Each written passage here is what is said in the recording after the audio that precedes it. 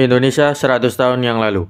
Pada tahun 1925, sebuah ekspedisi ilmiah dari Swedia datang ke Kalimantan.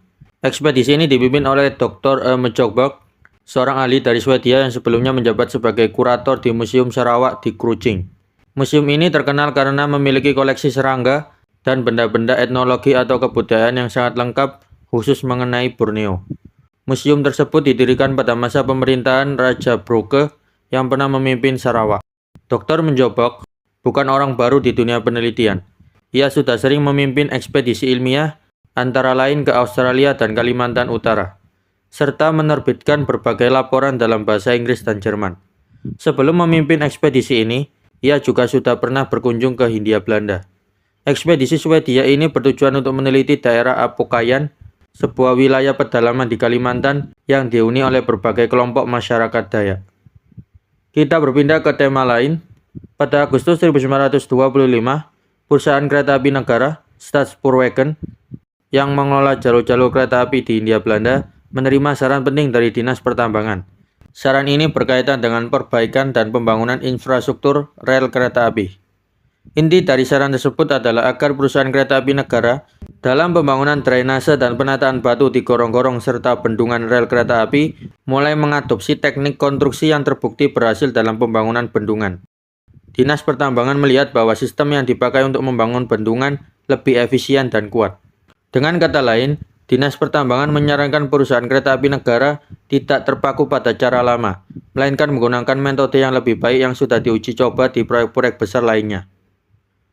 Masih berhubungan dengan kereta api, pada tahun 1925, perusahaan kereta api negara di Hindia Belanda, Staatspoorwegen, menghadapi tantangan besar dalam menjaga keselamatan jalur kereta api.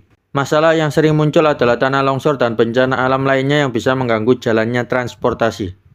Untuk mengatasinya, muncul rencana agar Dinas Penyelidikan Pertambangan dilibatkan secara langsung dalam melakukan penelitian geologi.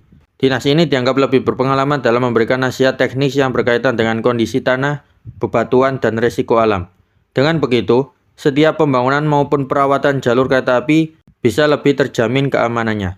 Pihak pimpinan perusahaan kereta api negara tidak menolak rencana ini, bahkan mendukungnya, karena terbukti bahwa pengawasan yang hanya dilakukan oleh staf kereta api sendiri seringkali kurang memadai. Kehadiran ahli geologi dianggap penting, terutama untuk mencegah bencana seperti gempa bumi atau tanah longsor yang bisa membahayakan perjalanan kereta. Kita berpindah ke Jawa Timur. Pada tahun 1925, pemerintah kolonial Belanda melalui Dinas Pekerjaan Umum Sipil memberikan perhatian pada pembangunan irigasi di wilayah Banyuwangi bagian selatan. Berdasarkan laporan dari Netherlands Staatskoerant, Direktur Dinas Pekerjaan Umum Sipil menyetujui dana sebesar 50.000 gulden untuk membiayai proyek irigasi di daerah tersebut. Langkah ini menunjukkan bahwa pembangunan sarana air dipandang penting baik untuk mendukung pertanian maupun kebutuhan masyarakat. Masih di Jawa Timur, pada tahun 1925 terjadi pergantian kepemimpinan di Sidoarjo. Raden Adipati Aryo Condronegoro yang sudah menjabat sebagai bupati sejak tahun 1907 resmi dipensiunkan pada tanggal 31 Juli 1925. Ia sebenarnya masih berusia 43 tahun, namun karena kondisi kesehatannya yang membuatnya dirawat di rumah sakit jiwa di Lawang selama lebih dari setahun, pemerintah kolonial memutuskan untuk memberhentikannya. Selama 18 tahun menjabat, ia meneruskan kedudukan ayahnya, Raden Adipati Panji Cokronegoro, dan menjadi bagian dari jalannya pemerintahan di bawah sistem kolonial Belanda. Dengan dipensiunkannya Condronegoro, jabatan Bupati Sidoarjo pun resmi kosong dan menunggu pengganti baru. Kita berpindah ke Jawa Barat. Pada tahun 1925, pemerintah kolonial berusaha mengatur pasokan air bersih dari kawasan Lembang, yaitu sebuah daerah pegunungan di Bandung yang saat itu mulai berkembang sebagai tempat wisata dan perkebunan. Dalam sebuah rapat, insinyur utama dari Dinas Pekerjaan Umum mengusulkan agar kebutuhan air Lembang diambil dari mata air pasir Ipis yang terletak di lembah sungai Cihideng. Rencananya, sekitar 7 liter air per detik akan dialirkan untuk memenuhi kebutuhan warga dan fasilitas di Lembang. Namun, ada pertimbangan penting. Air dari sungai Cihideng juga digunakan untuk mengairi sawah di daerah yang lebih rendah. Untuk menghindari konflik, Pemerintah kolonial berjanji akan mengembalikan jumlah air yang sama ke sungai melalui saluran irigasi, sehingga kebutuhan pertanian tetap terjaga. Kita berpindah ke Jawa Tengah.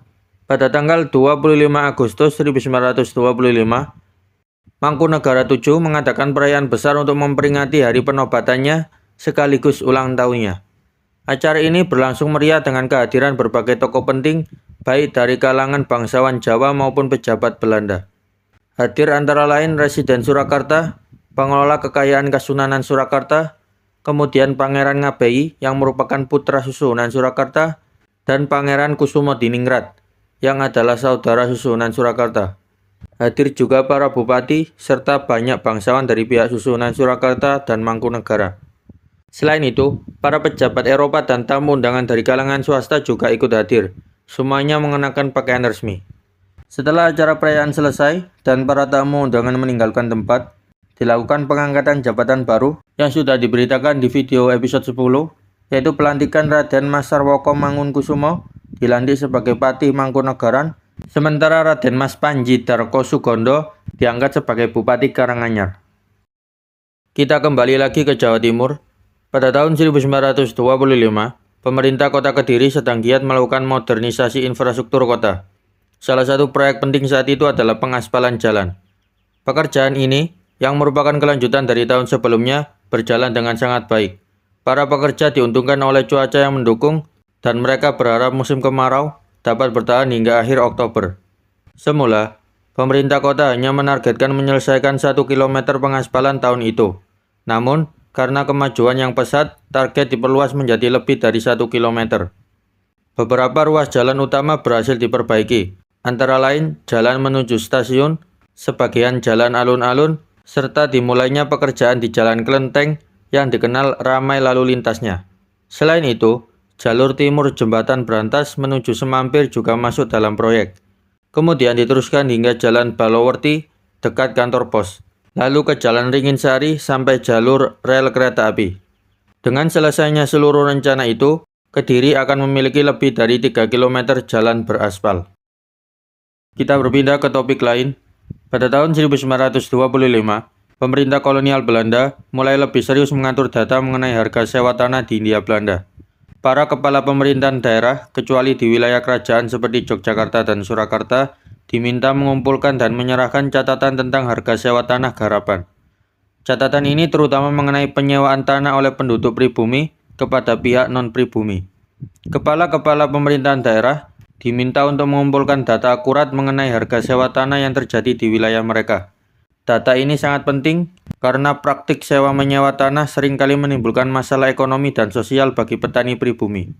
Ada perubahan dalam alur pelaporan. Jika sebelumnya, data ini dikirimkan ke Direktur Pemerintahan Dalam Negeri, mulai tahun 1925, data tersebut harus dikirimkan langsung ke Kepala Kantor Pusat Statistik di Waltevreden, Batavia. Langkah ini dilakukan bukan hanya untuk pengawasan, tetapi juga untuk tujuan resmi statistik. Semua data yang terkumpul akan diolah dan dimasukkan ke dalam laporan tahunan statistik Hindia Belanda. Kita kembali lagi ke Solo. Pada tahun 1925, perayaan hari ulang tahun dan hari penobatan Pangeran Mangkunegara VII di Solo diramaikan dengan sebuah acara yang menarik, yaitu Lomba Menyanyi Jawa. Acara ini digelar di SOS Mangkunegaran, semacam klub atau tempat pertemuan sosial para bangsawan. Meskipun hanya 5 peserta yang ikut serta, antusiasme masyarakat tetap tinggi. Ribuan orang datang untuk menyaksikan perlombaan tersebut. Hasilnya, seorang peserta bernama Santinem berhasil meraih juara pertama dan menerima hadiah sebesar 30 gulden. Sementara juara kedua diraih oleh Miotosih yang mendapat hadiah 15 gulden. Setelah perlombaan selesai, acara dilanjut dengan pertunjukan wayang wong yang menambah semarak suasana perayaan. Masih di Jawa Tengah, pada akhir Agustus 1925, pemerintah kolonial memberikan cuti dalam negeri kepada residen Rembang selama 1 bulan karena alasan yang dianggap penting. Selama masa cutinya, sang residen berencana mengunjungi beberapa daerah di Jawa seperti Pasuruan, Kediri, Surabaya, Batavia, dan wilayah Priangan. Untuk sementara waktu, tugas-tugas pemerintahan di Rembang dijalankan oleh asisten residen Tuban bernama Tuan Blok. Ia dipercaya untuk memimpin wilayah Rembang sambil tetap melaksanakan tugasnya sebagai asisten residen. Kita berpindah ke Jakarta. Pada tahun 1925, diadakan sebuah pameran burung hias di Pasar Gambir, Batavia. Dalam acara tersebut, Tuan Van Mers dari Buitenzorg, sekarang Bogor, yang dikenal sebagai peneliti burung dan kontributor surat kabar The Lokomotif, menampilkan koleksi langka miliknya yaitu burung kolibri dari Hindia Belanda. Acara tersebut dimulai dari pukul 9 pagi hingga pukul 2 siang. Pameran ini menjadi perhatian besar bagi para pencinta burung, karena burung kolibri dikenal sebagai burung yang sangat kecil dan indah, namun sulit dipelihara dalam penangkaran. Dalam upayanya menjaga agar burung-burung tersebut tetap hidup, Tuan Van Mers memberi mereka makanan khusus berupa susu. Atas permintaan Dr. Corbett, Direktur Kebun Binatang di Batavia, sebagian dari koleksi burung milik Tuan Van Mers kemudian diserahkan untuk dipelihara di kebun binatang tersebut.